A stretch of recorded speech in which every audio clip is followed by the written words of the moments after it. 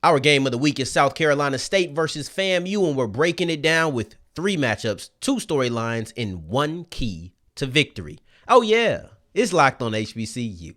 Play my music. You are Locked on HBCU, your daily podcast covering HBCU sports. Part of the Locked On Podcast Network, your team every day.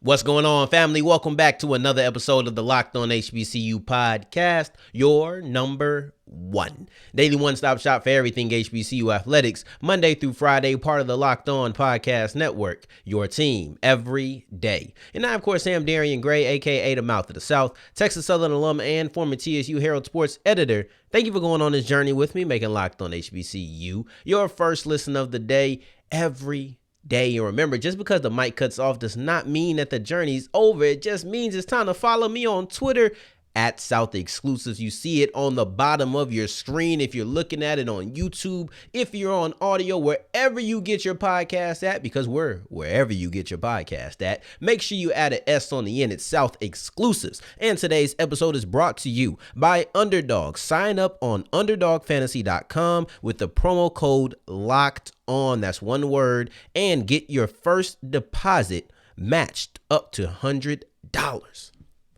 It's a pretty good deal, if I do say so myself. I think it is a pretty nice deal for all of my betting people, and we'll hear more from Underdog as we continue with today's episode. But first, I want to break down this FAMU versus South Carolina State matchup, and I want to start off with 3 matchups that we should be looking out for. Number 1 comes in the form of Isaiah Land versus the South Carolina State offensive tackles. Isaiah Land, in my opinion, is the best player on either roster. Take everybody on South Carolina State, take everybody on FAMU.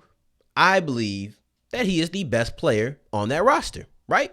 So with that being the case, it's going to be South Carolina State's offensive tackle's job to make sure he's not the best player on the field. One of those things where we often talk about how, oh, this person is the best player, but this other guy was the best player on this day. So we have to make sure, if we're South Carolina State, we have to make sure that our offensive tackles don't allow Isaiah Land to perform at the level that he can perform, right? And it's been a decent season for him. And if he were to get a sack in every single game, which he almost has, he missed 1 game at getting a sack, but if he's gotten a sack in pretty much every other game, you're going to be looking at 9, maybe 10 sacks, right? And that's a solid season.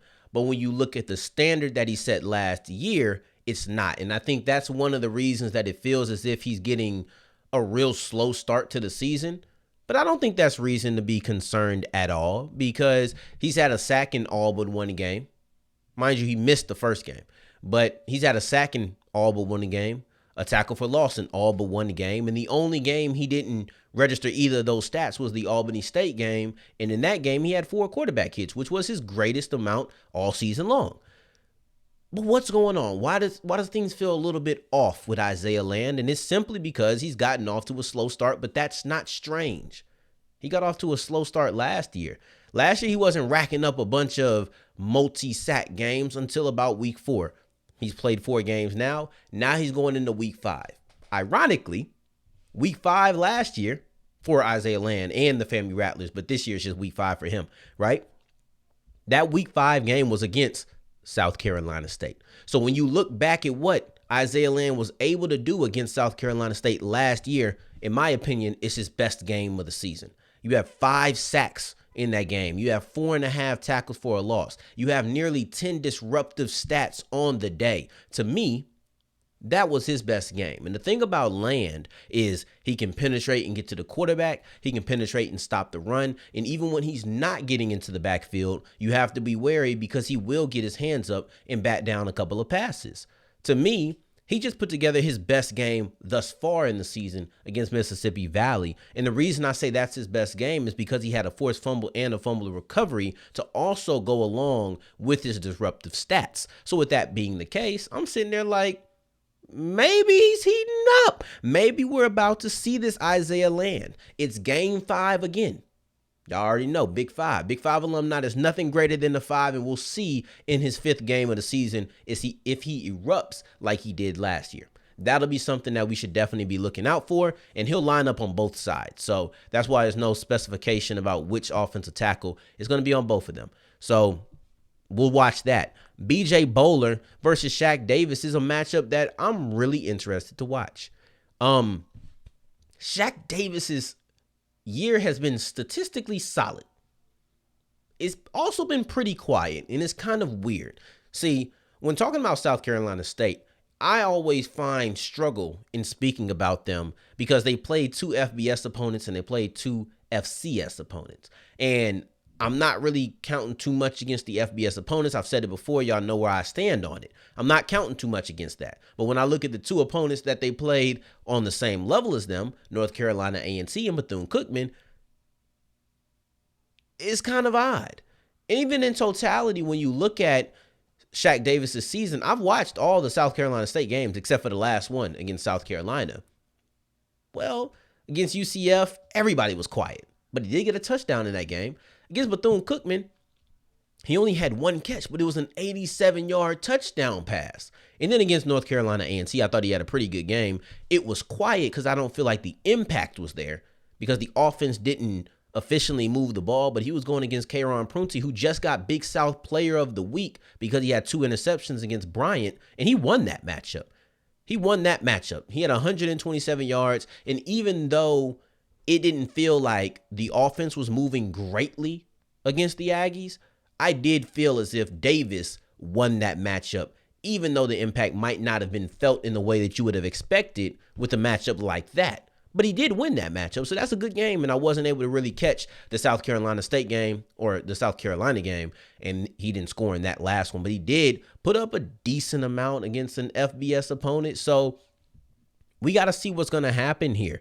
But BJ Bohler and the FAMU passing defense, they've also kind of been skewed by having 1 or 2 big games led up against them, right? So the North Carolina game against them. The Jackson State game, you can't defend that, but that is when you factoring in to the whole season really working against them. But I think that recently, when you look at the Albany State, the Alabama A&M, the Mississippi Valley State game, they've done a better job containing the pass. The only thing that'll scare me is they didn't allow much of anything to Valley, but they did allow an 83-yard pass. Well, if that happens to Davis, that might just be a touchdown. And that might be something that really propels this offense to another level. And then lastly, the last matchup that I want to get into is the flip side of that. We talked about Shaq Davis versus BJ Bohler. Well, let's look at the FAMU wide receivers. And I want to look at Xavier Smith and Jah'Merae Sheread versus the South Carolina State defensive backfield. And I think that Smith came into this season with a lot of press on him. A lot, not pressure, but press on him. And a lot of people knowing and feeling like, oh, he could be somebody. He's one of the more decorated FCS players out right now. So people know who Xavier Smith is.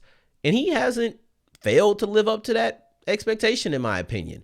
From the moment they started, you take out the game versus Jackson State because everybody for FAMU really faltered against Jackson State. You don't lose the way they did to the Tigers unless everybody's just bad, right? You're not really going to have somebody who stands out in that. But overall in the season, take out that game, his lowest yardage amount, 78 yards. He has 6 touchdowns on the day or on the year. Leads the SWAC by about 2 touchdowns. He's really good at that. Then you look at Sheread. He's the 6th leading receiver in the conference. We're talking about per game. Smith is number 2, right behind Dallas Daniels, who's at number 1. But overall, when you add all the yards up, Smith is at number 1 right now. And for Sheread, he hasn't been as consistent. You look at his first 3 games, 6 receptions for 47 yards. I'm not listing anything else. That was the totality of his 3 games. But the rise of Sheread, in my opinion, I don't know if it's coincidence. I don't know if it's the reason, but the rise of Sheread in the receiving game has added to Moussa in the passing game. When you look at It can't be a coincidence. But when you look at what Sheread has been able to do in the last 2 games as opposed to the first 3 games of the season that he played, the offense has gotten much better, and so has he. Against Alabama A&M, he had 7 catches for 138 yards. Moussa had his highest total of the year, 343 yards. Against Mississippi Valley, he had 5 catches for 74 yards. Moussa had his second highest total of the year, 291 yards. So that's nearly 2 300-yard games back to back. And the South Carolina State pass defense is inconclusive. I'm taking out the 2 FBS games, but if I want to just weigh the 2 FCS games, North Carolina A&T was playing them with their stinking 3rd and 4th string quarterbacks. How much can I weigh that? If I'm going to be able to disqualify the South Carolina game and the Central Florida game, then I think I should also be able to disqualify the North Carolina A&T game because they didn't have their guy. They didn't even have the backup. We're sitting here talking about a situation where I'm going to take all the bad away from South Carolina State because they're in conditions that weren't really fair to them. No, I can't do that and not also take away the North Carolina A&T game just because it's fair. I mean, just because it was good for them. I can't do that. So they're inconclusive, and I'm still waiting to see what this defense is going to be on the air. But hey, what better time than seeing what Xavier Smith and Jah'Merae Sheread going to do to you? This is the best time to prove yourself, so let's go ahead and do it. And going forward, we're still talking about this game. We're still here with this game, and now we're going to talk about 2 storylines that you should be watching out for in this matchup. But before I do that, I would love to tell you about Underdog Fantasy because that's who's bringing this episode to you. It's the easiest place to spice up your college football season. Now, you think you know the game. You think you know who's going to win the game. But what about the game within the game? Do you think that Shaq Davis is going to get over 100 yards? Right? Those are the type of things that we're talking about on Underdog Fantasy. The over-unders in the yards, right? So we're talking about receiving yards, rushing yards, passing yards. Which one are you going to take? If you know the game and know the game within the game, put your money down on it. It is available in 30 states. All you have to do is pick 2 to 5 players across any team, not just your team. Just pick them and then see if they're going to hit the over or the under. It's one of the easiest places to do all of your fantasy out there. Now, I want you to sign up with the promo code LOCKEDON, which is one word, and Underdog will double your first deposit up to $100, so put $100 down, get $100 for free. Go to UnderdogFantasy.com and find the Underdog Fantasy app in the App Store or the Google Play Store. That's Underdog Fantasy, promo code LOCKEDON, and remember, it is one word. As we keep on rolling on today's episode of Locked on HBCU, I appreciate you for making us your first listen of the day every day. And today's word of the day is gargantuan, meaning very large in size or amount. And I have 2 storylines for this game in FAMU versus South Carolina State. And the first one is, can FAMU play on the road? Whew. You know, I truly feel as if this storyline is kind of blown out of proportion. If I just have to be honest, the only reason it's really on this list is because it's something that Willie Simmons said. But I also feel like one of the reasons Coach Simmons said it is because you do just need to know how to play on the road. It might not even be about, oh, you failed on the road before. It's just you have to know how to play on the road to get where they're trying to get to, which is a playoff team, a championship team. You have to be able to go on the road and play. But anybody else who says it, they're not speaking from that point of view. They're speaking from I'm assuming they're speaking from an ideology that FAMU doesn't play good on the road. And I just don't see anything in the 2022 season that substantiates that. I just don't. When I look at the 2 games that they played not at home, because they're really good at home. They won 13 in a row at home. But when I look at the games that they played not at home, whether that's a neutral site versus Jackson State or an away game versus North Carolina, do I think that if they played North Carolina with the same 20-some-odd players missing in Tallahassee, that this game is all of a sudden going to be close? No, not really. I thought that Jeremy Moussa looked good in that game. I thought they looked good anyway in that game. If you had to ask me if on the road did they play well against North Carolina, I'd say yes. But then if you want to go to Jackson State, they got blown out the water. Be honest, if it just moved from Miami to Tallahassee and stayed in the state of Florida, but now in their city within the state, Do I think that all of a sudden that game is going to be closer? How much closer is that game? Not much closer to me. And I think that, Jackson State is a better team, period. North Carolina is a better team, period. But the other thing about this is that they just haven't started the season good at home either, right? You're leaving more to be desired at home. So this idea that they're not playing well on the road is as if that road game or it being on the road is a deciding factor, when it's really not. So when other people who aren't Coach Willie Simmons say FAMU needs to play better on the road, well, in 2022, I don't think that's been much of a problem. They were going to lose to North Carolina anyway. Jackson State's just better than them, and they just weren't good, period. Albany State, you probably wanted them to beat them a little bit worse, right? Then you look at Alabama A&M, they had to come back in that game. And in that same speech that Coach Simmons is talking about, you need to play on the road or learn how to play on the road, he also says offense showed up in the second half. That's a problem, and that happened at home against Mississippi Valley State. You had to come back and beat Alabama A&M. You had to rebound and not really come back because the defense did a pretty good job in that second half or in that game altogether against Mississippi Valley.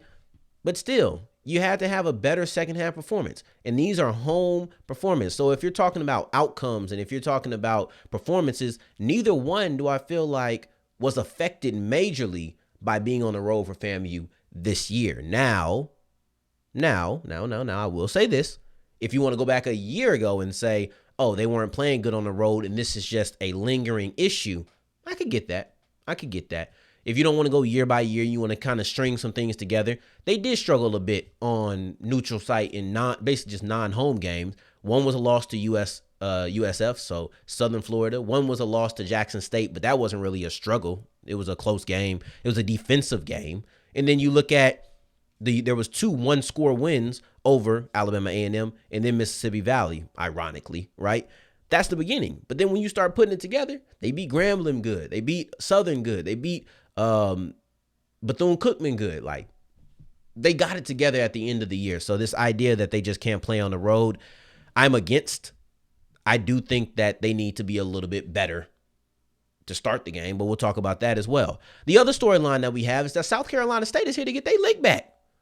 They ain't really just going for how things worked last year. That was 30-7. That was their worst loss of the season outside of Clemson.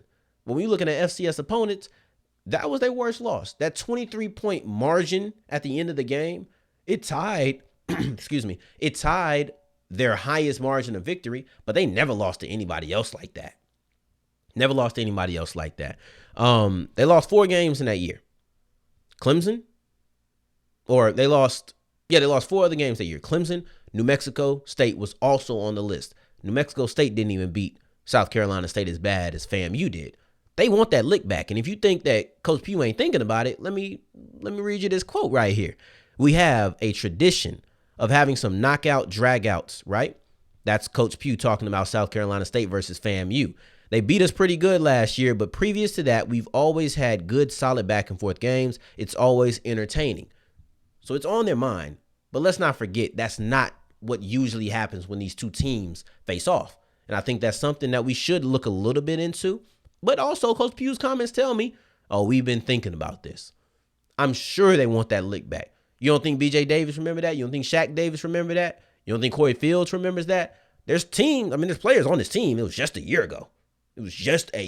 Almost to the date, if I'm not mistaken. I think they're remembering that. And I think that there's going to be people saying, we got to get revenge for 2021.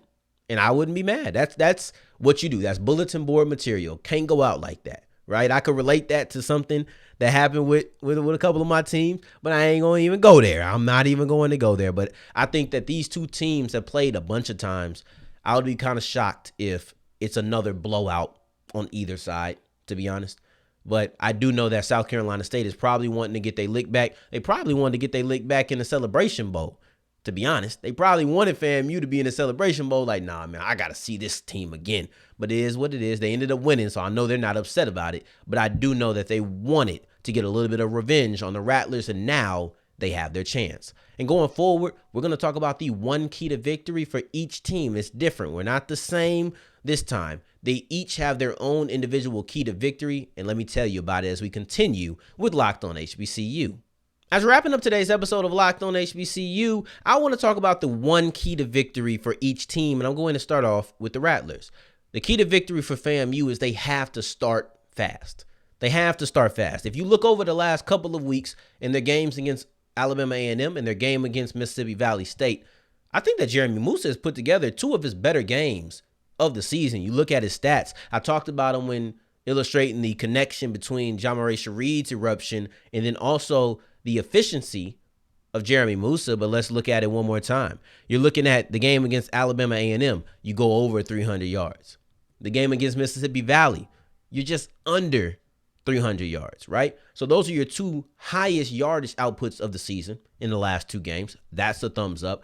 I think that his completion percentage against North Carolina has been pretty difficult for him to break, but he still had decent completion percentages over the last couple of weeks, but he's also had back-to-back multi-touchdown outputs. But most importantly, he's had no interceptions in the last 2 weeks. That's been great for Jeremy Moussa. All of those things are great. However, you're still looking for them to kick in quicker. Imagine if he has 300 yards, right, in a slow start. He has 300 yards in a game where he had a slow start. What if he gets going immediately? We could see him hit 350, maybe hit 400. That's pushing it, but we could see that type of game if he comes out and plays right away. And it's not all about Jeremy Moussa doing his thing, because I think he's looked pretty good, but it's about the offense and being able to score. So now let's look at the first half of the last two games, because mind you, Coach Simmons did mention, oh, you got to have a strong first half. You can't just play the last 30 minutes. He said that in that same speech we referenced in the second segment. He talked about that. So let's look at these first halves that he had. First off, clearly you didn't start good against Alabama A&M, but that can really go on both sides of it. But you did not start good against Alabama A&M, which is why you had to come back. You had to come back because you did not start good. But let's get into that offensive performance in the first half against Alabama A&M. You had a safety. You coughed up the ball 2 plays into a drive, right? But then you score on the last drive of the first half, and the momentum just never stops. The only time that the punter never sees the field. The only time you didn't score was the second to last possession, and that's because you missed a field goal. But you put yourself in scoring position every single drive of the second half. Let's get that type of efficiency in the first half. Let's look at the game against Mississippi Valley. Against Valley, you had 2 scoring drives in the first half. Only 2. Every other time you're punting. And I don't mean you had attempts. No, you had 2 drives that you either scored or that you had 2 drives that you scored on, and you either scored on those 2 or you punted. Then in the second half against Valley, you only punted twice. So it's a complete flip. So you went from punting basically every other drive or every drive except for 2, and now you're scoring on every drive except for 2. Now you look at their game versus Valley, and they have 2 scoring drives in the first half. Every other drive is a punt. There wasn't even any attempted field goals or anything like that. It was either you scored a touchdown or you punted, right? So basically you're punting every single drive except for a couple when you happen to score. Now you get to the second half, which is what Coach Simmons been mentioning. You get to the second half and you're scoring on every single drive except for 2. You have 2 punts in the second half. So you completely flip the script, but that second half script is what you're looking for. So you have to make sure that you're starting fast. And then for South Carolina State, they are a defensive team. And until the offense shows me some sort of spurt, I feel like FAMU's offense has shown me a spurt in multiple games that I know they can get it going. They can charge up. But until South Carolina State really shows me a spurt, I can't put any key to victory on the offense, really, right? I tried that when it was the Bethune-Cookman game. No, when it was the North Carolina A&T game. But I need to see more from the offense before I say the key to victory. So right now, that key to victory is defensive because they are completely a defensive team, not even really 50-50, 60-40. They're a defensive team, maybe 70-30, 75-25. That's how it feels because they aren't able to really string much together consistently offensively. And I think they will as the season goes on. But as of right now, they aren't. They're a defensive team, and for me, they have to force Florida A&M to be a running team. So the key to victory is essentially stop the pass, force them to run. That is my key to victory for South Carolina State, because FAMU can't run the ball worth nothing. They can't. They don't average 3 yards per carry. Nothing is screamed that they can do it yet, right? So Bashaw Tootin, he was able to run the rock on South Carolina State. However, this is also one of the best running backs in the FCS. Then against Bethune-Cookman, they did run the ball a little bit, but a lot of that was with the quarterback, Jalen Jones. I don't really see Moussa doing that, and I don't think Terrell Jennings is Bashaw Tootin. So with that being said, I'm going to trust BJ Davis. I'm going to trust my linebackers to be able to stop the run. I'm going to trust that I have the talent who can do it. The numbers don't say they can do it, but the talent says, oh, they should be able to stop the run. I'm going to put my trust in the talent. That's me personally. That's what I think they should do, and that's what I think is going to be the key to victory. If you can stop Moussa from being able to pass on you, and they're going to need to run the ball more, you might be able to really jump up, and now you get to heat up Moussa, and maybe now you get to force some mistakes that he hasn't had in the last 2 games. That's my key to victory. Quick hit going around the HBCU landscape. I was thinking about this the other day. I think I was just chilling on the couch, and I thought about this.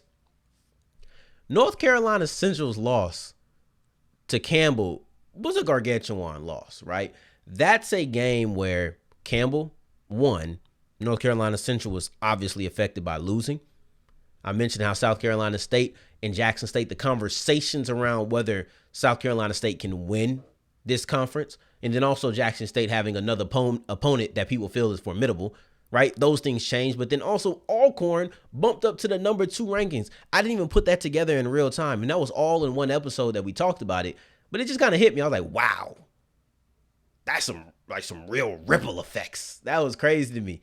I don't know if that was crazy to you, but that was crazy to me, that whole episode, not even on purpose. The first 2 segments was on purpose, but the last segment, and kind of one of the driving things, it was the thumbnail, it was also part of the title, was Alcorn jumping to number 2. And that also, because they were on a bye week, that also was directly correlated to North Carolina Central's loss. I did not realize that on Wednesday's episode, that was such a driving factor of the show, and I thought that was crazy. So I wanted to end off Friday mentioning that. Let's go. Let's have a great week of HBCU action.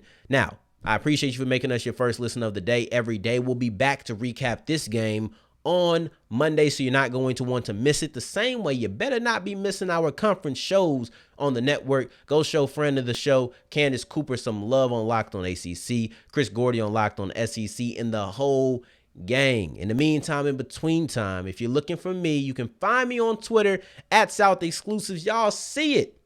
Until the next time that we hear each other, family, take care, stay blessed. Peace.